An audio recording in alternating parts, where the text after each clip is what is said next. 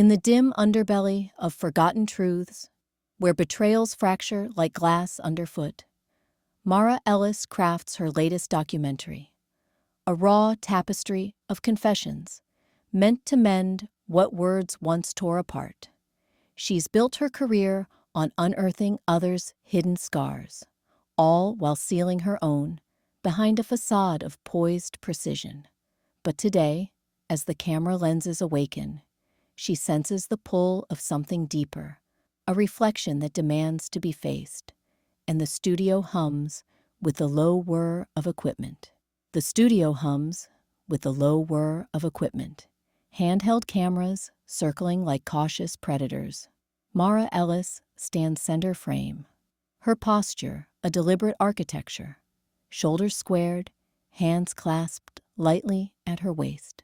Dim light filters through half-drawn blinds, casting elongated shadows across the bare brick walls where a single prop waits. A shattered mirror, its jagged edges taped over, but not hidden, propped against a shelf like an unspoken accusation. She glances at it briefly, a flicker in her eyes, then straightens. "Betrayal," she begins, voice steady, measured, as if scripting the air itself. The lens catches the subtle rise of her chest, the way her fingers tighten just a fraction. It's not the spectacle you might expect. No dramatic reveals, no tear-streaked monologues chasing redemption like a prize. This series is about the quiet fractures, the truths we carry when the trust breaks. She pauses, choosing her words like stones in a cairn, each one placed to hold the structure firm. Inside, tension coils. Say too little, and the episode flattens. Say too much, and the mask slips.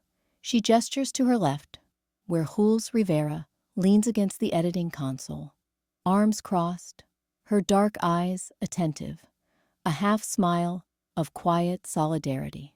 Jules here is my editor, the one who pieces the raw edges into something whole.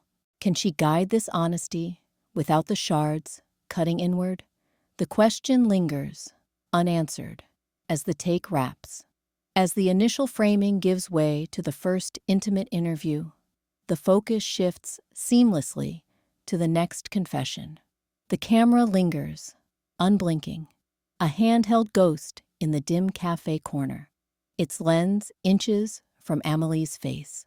She's perched on a worn wooden stool, fingers twisting a napkin into frayed threads, her eyes darting to the steam rising from her untouched coffee. Mara sits just off frame, breath shallow, the weight of non-interference pressing like an invisible hand on her shoulder. No prompts, no cuts, just witness the unraveling. Amelie's voice starts low, a tremor threading through the hush. It was a Tuesday, ordinary as rain on the window. I came home early from the gallery, arms full of sketches, expecting his laugh in the kitchen.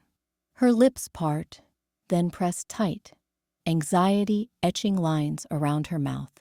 The camera catches it all, the subtle flinch of her jaw, the way her shoulders hunch as if bracing for impact. She exhales, ragged, but there was silence. Then, his phone on the counter, buzzing. I shouldn't have looked, but it was there, glowing.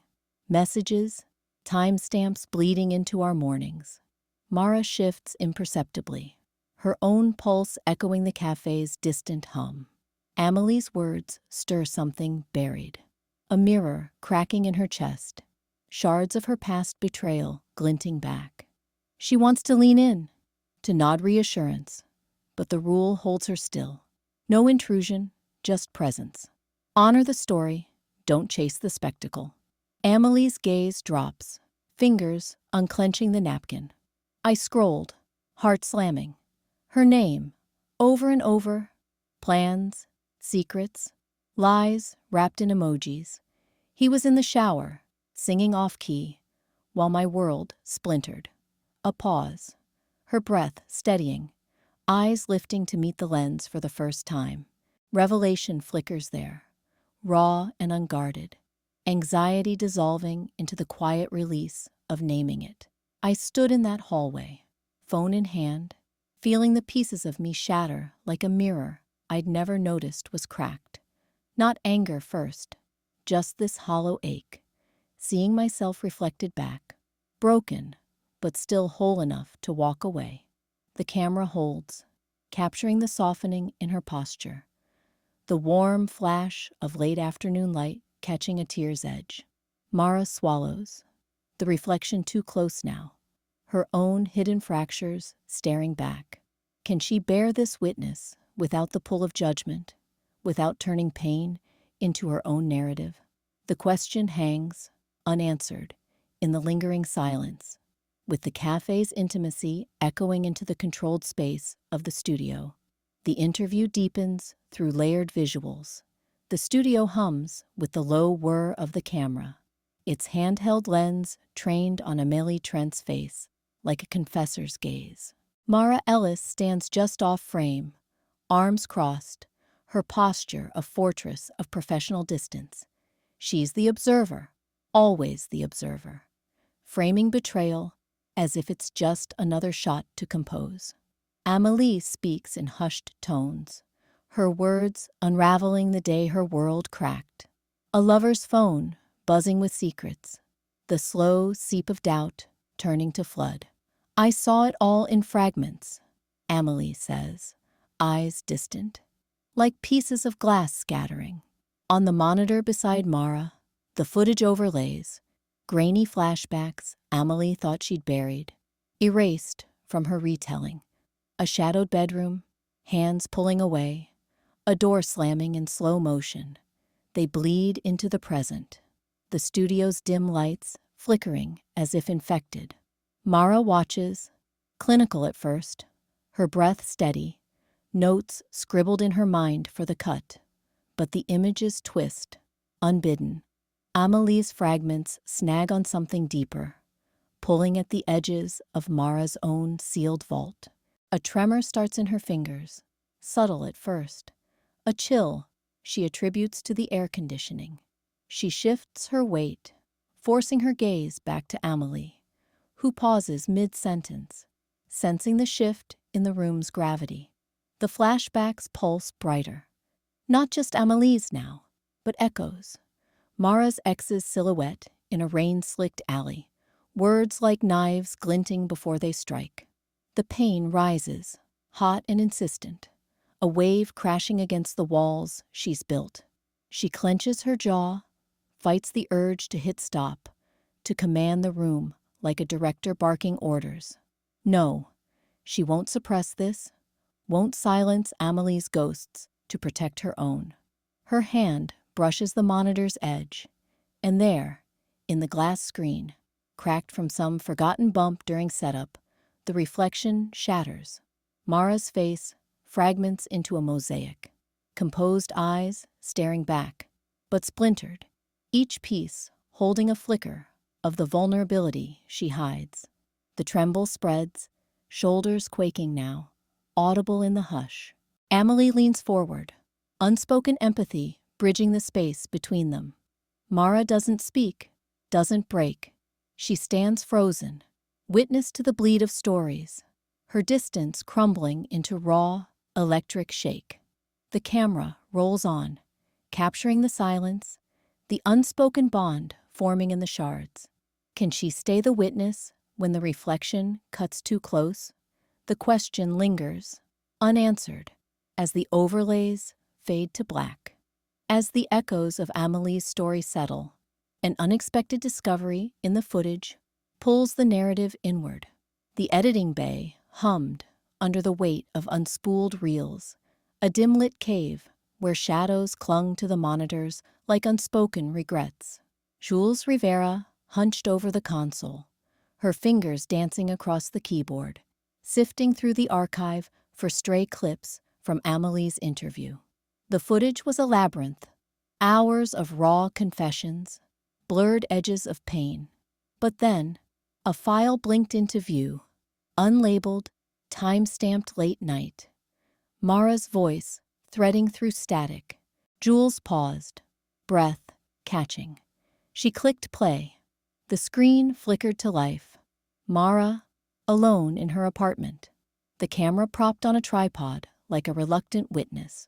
Betrayal isn't a single cut, Mara's voice murmured, her face half lit by a desk lamp, eyes fixed on a leather-bound journal. It's shards embedding deeper each time you move.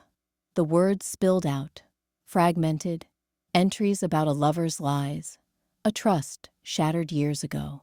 Not scripted, not for the lens. Jules's pulse quickened, a velvet tension coiling in her chest. This wasn't archive fodder. It was Mara's hidden fracture. She stopped the playback, the room falling into hush. Wariness prickled her skin. Should she delete it? Flag it?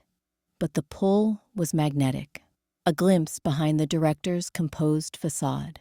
Jules ejected the drive, slipping it into her pocket, and headed to the rooftop where Mara often retreated to think. Up there, the city sprawled under a bruised sky, rain threatening but holding back. Mara leaned against the railing, silhouetted, her reflection splintered in the glass door behind her, like a mirror cracked by an unseen blow, pieces glinting with captured light. Jules approached, the drive heavy in her hand. "Mara," Jules said, voice low, testing the air. "Found something in the bins. Your voice, diary stuff." Mara turned, her guarded poise cracking just a fraction. "What?" Jules held out the drive, not quite handing it over. "It's personal. The kind that doesn't make the cut. But it's there, time-stamped. Like you forgot to lock it away." The air thickened, internal storm brewing. Mara's eyes narrowed, wariness sharpening her features, defenses rising like walls. "You watched it." Accusation laced the words. But beneath, a tremor. Control slipping. The story she'd curated for the world bleeding into the frame. "Not all," Jules replied, stepping closer, her own caution softening into something raw. "Enough to know it's gold, real. But it's yours. Do we bury it? Or—" Mara's gaze flicked to the shattered reflection in the glass, her fragmented self staring back, eyes hollow, lips parted in mid-confession. The symbol hung unspoken. Those shards, piecing a truth she'd buried. She exhaled, the wariness ebbing, revelation flickering in its wake. "I can't stay behind the lens forever, can I? But this, it's not for them. Not yet." Her hand brushed Jules's, a tentative bridge.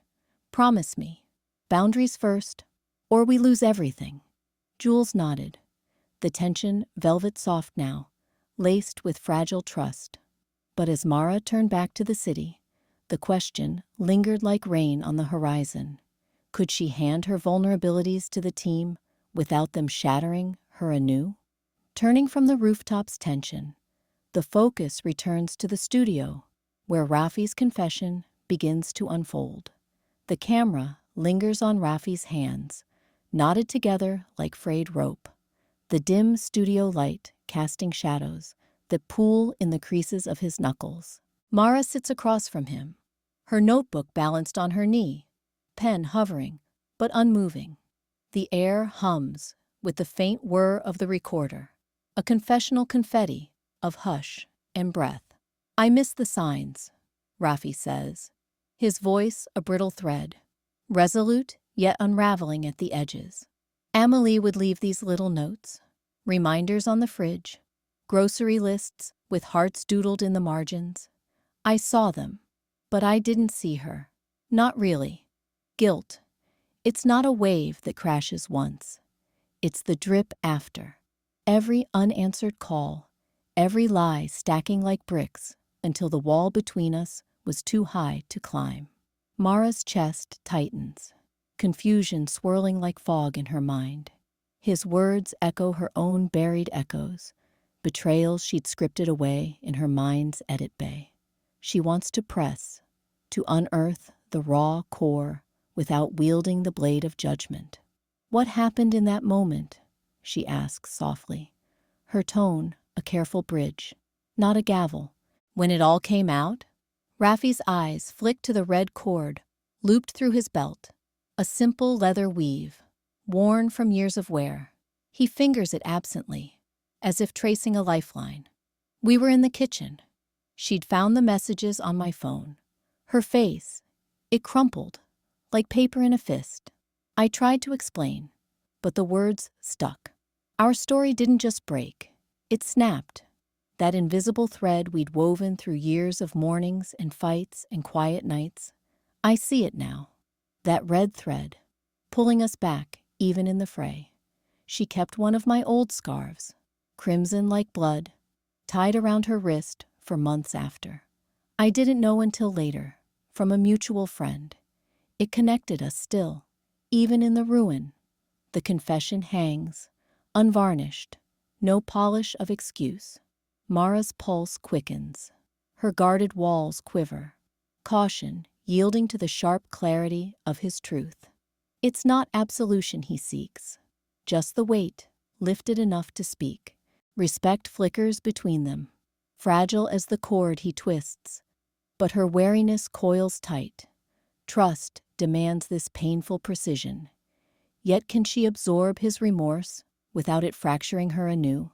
She nods, the camera catching the subtle shift in her gaze, from muddled shadows to a dawning light. The session ends in silence, the red thread glinting like a promise or a warning.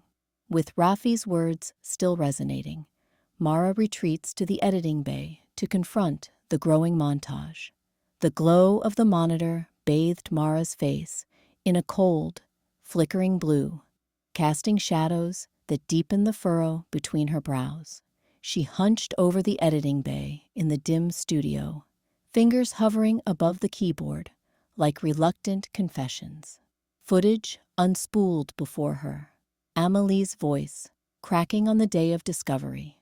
Rafi's halting admissions of guilt, their words weaving a tapestry of fractured trust. But every time Mara's own notes crept in, a scribbled voiceover draft, a fleeting shot of her reflection in a cafe window, she slashed it away. Delete. Cut. The timeline thinned, hollowed out, like a story bleeding its heart. "Why am I doing this?" she muttered to the empty air, her voice a rasp against the hum of cooling fans.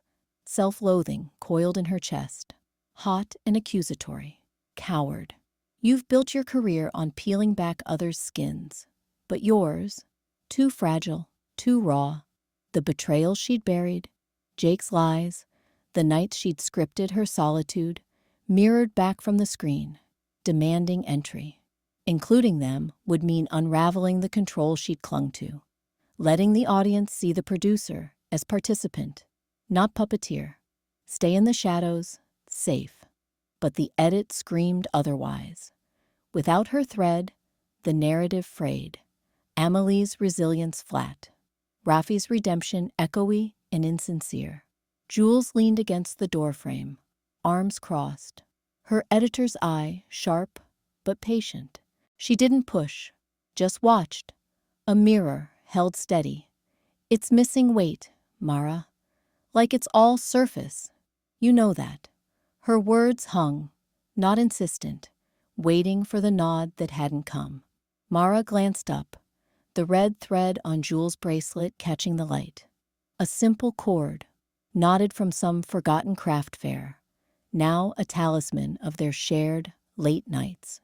It tugged at her, that thread, evoking the invisible lines binding betrayer to betrayed, the ones she'd severed in her own life, but couldn't ignore here. What if weaving hers in mended something, exposed the connections she'd denied? The cursor blinked, accusing. Mara replayed a clip. Rafi's face, shadowed, speaking of the moment exposure, cracked him open. Her hand trembled on the mouse. Exclude yourself, and the whole thing becomes facade. Trust a performance, not truth. The blame ebbed, softening into a tentative resolve. The emptiness on screen, a void she could no longer fill alone. But was she ready to show it? to let the red threads of her pain entwine with theirs. Visible, vulnerable, the question lingered, unanswered, as her finger hovered over undo. In the same editing space, as the montage struggles take shape, Theo arrives to press the point further. The editing bay hummed with the low whir of monitors, grainy footage flickering like half-remembered dreams. Mara hunched over the console, her fingers hovering above the keyboard, slicing away another sliver of Amélie's raw testimony. The room smelled of stale coffee and overheated circuits, a dim glow casting shadows across her face. Theo leaned against the doorframe, arms crossed, his producer's gaze sharp as a lens flare. "You can't keep cutting yourself out," he said, voice steady but insistent, like a director calling for another take. "This isn't just their stories, Mara. It's yours, too. If you want the audience to buy into the authenticity, the real gut punch of betrayal, you've got to give them you." She didn't look up, her jaw tightening. Wary eyes flicked to the screen, where Amélie's face blurred into pixels of pain. "It's not about me, Theo. The rules are clear. Unfiltered testimony, no interference. I'm the frame, not the subject." He stepped closer, pulling up a stool with a scrape that echoed her unease. "Bullshit. You're the one flinching every time Raffi talks about that moment of exposure. I've seen the dailies. You're not framing. You're hiding." He paused, letting the silence stretch, thick as undeveloped film. "Put yourself on camera. One confession. Show them what it costs." Mara's breath caught, internal storm brewing behind her composed facade. The shattered mirror on the far wall, cracked from some forgotten accident, its jagged edges reflecting her fragmented profile, seemed to mock her. Pieces of light danced across it, splintering her reflection into a mosaic of guarded truths. She imagined stepping in front of the lens, words spilling like blood from old wounds. Vulnerability wasn't control, it was surrender. Could she bear it without the pieces falling apart for good? Her hands trembled slightly as she paused the playback. Theo's challenge hung between them, not aggressive, but unyielding, a mirror to her own suppressed fire. Tension coiled in her chest, wary instincts screaming to deflect, to bury it under deadlines and edits. But something shifted, a quiet resolve flickering in the desaturated light. Honesty demanded more than observation. It required stepping into the frame. "Fine," she said finally, voice low but firm, meeting his eyes for the first time. "One take, but on my terms." Theo nodded, the edge in the air softening into tentative alliance, a shared breath in the hush. As he left, Mara stared at the broken mirror, her fractured image staring back. The question lingered, unspoken. Could she reveal her scars without losing the self she'd so carefully rebuilt? Carrying the resolve from the editing bay, Mara arranges the pivotal confrontation with Raffi on the rooftop. The rooftop air hung heavy, a desaturated gray under the urban haze, the kind that muffled city clamor into a distant hum. Mara gripped the camera tripod like an anchor, her knuckles pale against the black metal. Raffi stood across from her, hands shoved deep in his coat pockets, eyes scanning the parapet as if the skyline held answers. No crew here, just the two of them. The lens a silent witness between fractured lives. "I keep replaying it," Raffi said, voice low, gravelly from disuse. The way her face changed when she found the messages. Not anger first, confusion, like the world tilted. "I thought I could fix it, but words just slipped away." He met her gaze, unflinching, a man offering his scars without armor. Mara's chest tightened, a swirl of disquiet churning inside. She wanted to probe, to indict the carelessness in his tone, but the rules bound her. No judgments, only testimony. Her own pulse echoed the rain's first tentative patter on the gravel, cool drops spotting her sleeve. Why did his regret mirror the hollow in her gut? She nodded, throat dry. And after, when the silence settled, he exhaled, rain slicking his hair. I chased redemption in apologies, but it was too late. Betrayal isn't the act, it's the echo that lingers, eroding trust like acid. His words landed soft, unadorned, pulling at threads she'd long buried. Confusion roiled in Mara, a storm matching the downpour now sheeting the rooftop, blurring the city lights into warm, fleeting glimmers. She set the camera aside, rain tracing cold paths down her neck, urging honesty from hiding. Distance cracked. She stepped closer, voice barely above the hiss of water. I know that echo. My partner, years ago, left notes in a drawer, promises to someone else. I found them on a night like this, rain pounding like accusations. I built walls after, controlled every frame of my life to keep the hurt contained. But hearing you, it feels like I'm seeing my own fracture. Raffi didn't interrupt, just listened, rain veiling his features in a shared vulnerability. She pressed on, the words spilling freer now, not as loss, but as release, her story weaving into his, a red thread emerging from the wet shadows. Trust demands this risk, doesn't it? Stepping into the downpour without knowing if it'll cleanse or drown. The rain intensified, a rooftop baptism, washing the tension into something tentative, connective. Mara felt the shift, confusion yielding to a quiet acceptance. Her revelation didn't shatter control, it mended, fragile as the drops pooling at their feet. Raffi nodded, a mirror held steady. But in the lingering hush, the question whispered, unanswered. Could she extend this chance to him without her own wounds reopening? From the rooftop's raw exchange, the rough cut brings Amelie back into the fold for reflection. The dim glow of the editing suite flickered across Amelie's face, casting shadows that deepened the lines of old hurt.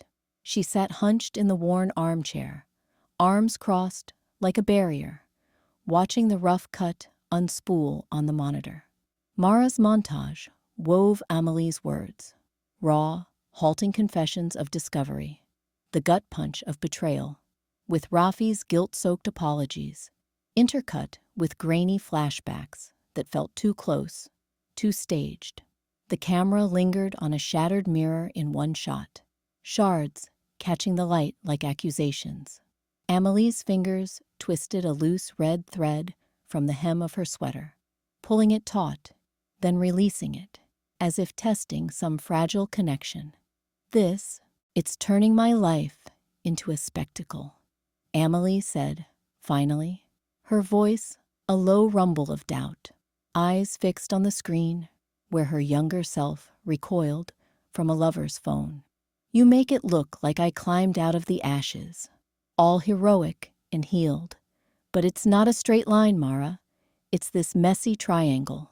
Me, him, the trust we shattered. And now you're pulling Raffi into it, like his regret fixes everything.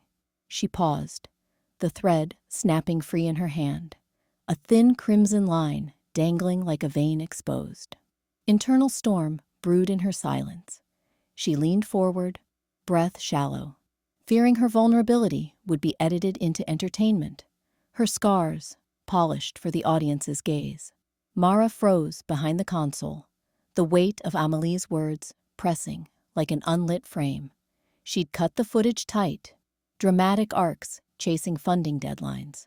But now it felt exploitative, a betrayal of the rules. No reenactments, only truth. Doubt mirrored in her own chest. Had she been hiding behind the lens, compartmentalizing her scars just like Amelie once did? I didn't mean to. Amelie held up a hand, the red thread curling between her fingers. It's not about perfection. Healing isn't some tidy bow. It's carrying the pieces, letting the triangle wobble without breaking you. Her voice softened, doubt ebbing into a quiet resolve. Eyes meeting Mara's with a shared flicker of recognition. Acceptance settled, not as erasure, but as permission to falter. Show the mess, that's honest. But don't let his pain rewrite mine. Or yours. Mara nodded, throat tight, the thread's metaphor lingering unspoken. Connections mended, not erased. As Amelie rose, the screen froze on a warm flash of hope amid desaturated tones. The question hanging in the hush. Could honesty endure without one story fracturing another? In the wake of Amelie's perspective, Mara returns to the rooftop for the final, solitary resolution. Rain pattered softly on the rooftop, a veil of mist blurring the city lights below. Mara stood at the edge, her coat slick against her skin, arms wrapped tight around herself, as if to hold back the chill, or the pull to vanish into the night. The downpour whispered secrets, each drop a tiny release, washing the grime of the day's confessions from the air. She had come here to be alone, to let the solitude stitch her back together after Rafi's raw admissions and Amelie's quiet scars had cracked her open. But the words clawed inside, demanding air. Her breath hitched, uncertain, the familiar urge to retreat, warring with something softer, insistent, a need to voice the fracture, to let it breathe beyond her guarded frame. The rain intensified, streaming down her face, mingling salt with fresh water, and in that relentless flow, she felt the first loosening. Not control, but surrender. Vulnerability, once a terror, now flickered like a warm pulse amid the desaturated gray. She closed her eyes, the camera's lens a ghost at her shoulder, handheld, intimate, capturing the quiver in her stance. Jules would edit this later. Theo would nod approval, but this was hers first. Rafi's guilt-ridden eyes flashed in her mind. Amelie's resilient nod echoing through the shared silence of their stories. The red thread between them tugged, invisible yet binding, pulling her from isolation toward something fragile, communal. Voice over, her own, emerged low and steady, laced with a hope she hadn't named until now. Betrayal shatters us, leaves us piecing mirrors in the dark. But what if the fragments reflect not just pain, but possibility? Can I trust myself again? Trust you, trust us, leaning into this shared ache, without the fear swallowing me whole. The rain eased to a hush, droplets lingering on her lashes like unspoken promises. Mara opened her eyes, the city sprawling anew below, and for the first time, she didn't turn away. The question hung, unanswered yet alive, in the cleansing stillness.